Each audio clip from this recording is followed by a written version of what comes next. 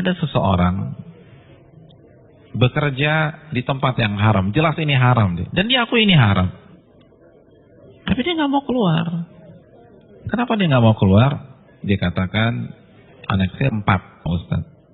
Kalau saya keluar, anak pertama bayar kuliahnya gimana? Anak kedua SMA-nya gimana? Harus bayar uang gedung. Maka saya tetap bertahan karena faktor kondisi. Ini bukan sombong loh Ustaz, ini faktor kondisi. Hadirin, enggak. Itu sok pintar. Itu sok pintar. Karena hakikatnya di hadapan kita ada 2 opsi. Opsi yang pertama, matematika kita, logika kita. Gaji kita 15 juta, anak 4. Oh cukup. Tapi begitu saya resign, maka bulan depan 15 juta itu hilang. Maka nggak mungkin mencukupi 4 orang anak. Itu matematika kita. Tapi itu bukan satu-satunya opsi. Opsi yang kedua, Allah berfirman dalam surat At-Talaq ayat 2. Barang siapa yang bertakwa kepada Allah, maka Allah akan berikan solusi. Dan Allah akan berikan rizki dari arah yang tidak ia duga-duga. Namun karena kita merasa paling pintar, kita pilih opsi yang pertama. Karena kita lebih yakin dengan matematika kita daripada janji Allah Subhanahu wa Ta'ala.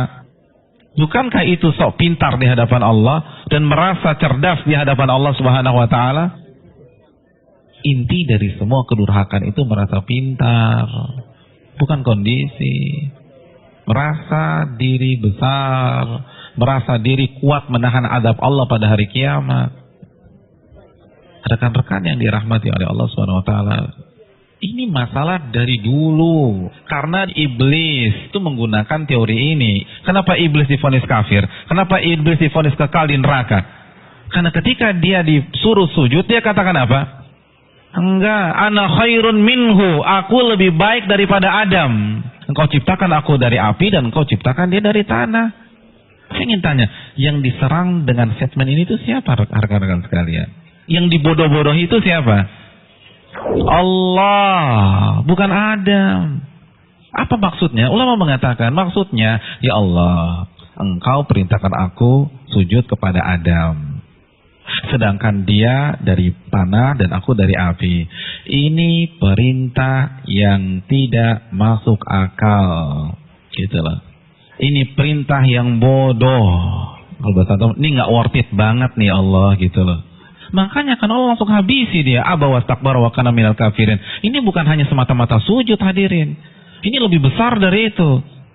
Nah begitu juga dengan orang yang banyak maksiat sekarang.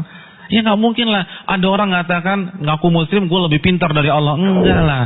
Tapi dengan cara dia membantah ayat Allah, menolak hadis Nabi, itu kan merasa pintar. Merasa pintar. Akhirnya dibantah, dijawab. Hadirin, simpel aja, saya kasih 2 contoh dalam masalah ini. Asy-Syu'ara ayat 61, ini jelas. Ketika Allah perintahkan Nabi Musa untuk lari, untuk keluar dari Mesir. Lalu apa yang terjadi? Dan ketika kedua kelompok itu sudah saling melihat, Fir'aun sudah melihat Nabi Musa di hadapannya, dan Musa kalau menoleh sudah melihat Fir'aun. Innalam mudrakun. Maka sebagian pengikut Nabi Musa itu mengatakan kita akan tertangkap. Kita akan tertangkap. Kenapa? Depan laut merah, belakang Fir'aun. Logika main, ketangkap. Matematika main, ketangkap. Lalu apa kata Nabi Musa? Qala kalla, bukan begitu. Inna ma'iya rabbi sayahdin. Sesungguhnya Allah bersamaku dan Allah akan memberikan petunjuk. Maka setelah Nabi Musa berbicara demikian, baru Allah wahyukan anidrib bi'asakal bahra fanfalaqa. Pukulkanlah tongkatmu ke permukaan laut, maka laut pun akan terbelah. Ada 2 sikap yang kontradiksi. Yang satu begitu melihat kondisi real di lapangan, langsung menggunakan akalnya. Kita ketangkep nih. Tapi Nabi Musa enggak. Beliau merasa bodoh di hadapan Allah. Maka beliau tidak menggunakan pemikirannya, tidak menggunakan logikanya, tidak menggunakan matematikanya. Nabi Musa lebih percaya dengan janji Allah, in tansurullah yansurkum. Jika kalian menolong agama Allah, Allah akan tolong kalian. Orang nggak akan bisa seperti ini kalau dia nggak merasa bodoh di hadapan Allah. Hadirin, saya ingin bertanya, Pengikut Nabi Musa itu siapa sih? Bani Israel. Bani Israel itu bodoh atau pintar? Pintar. Dan Nabi Musa adalah anak bangsa Bani Israel yang tercerdas pada saat itu. Yang satu merasa bodoh, yang satu merasa pintar. Dan yang benar adalah yang merasa bodoh di hadapan Allah.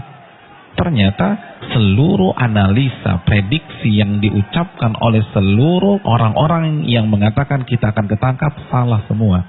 Bukankah itu pelajaran bagi kita? Bukan berarti kita nggak boleh menggunakan akal sehat, enggak. Tapi kalau sudah berhadapan dengan perintah yang jelas, larangan yang jelas, merasa bodohlah di hadapan Allah. Jangan kritik, nggak mungkin Ustaz. Ini nggak make sense nih Ustaz.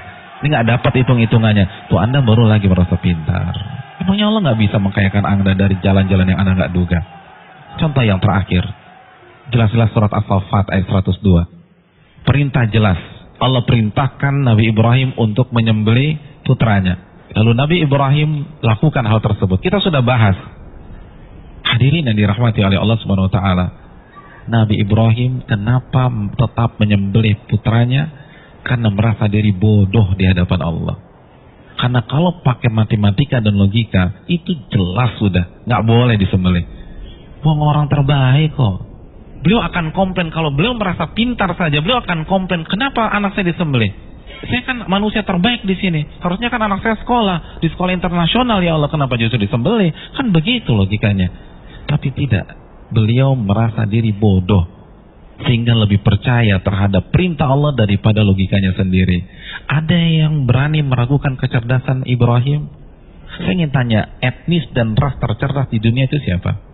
Bani Israel. Bani Israel itu keturunan siapa?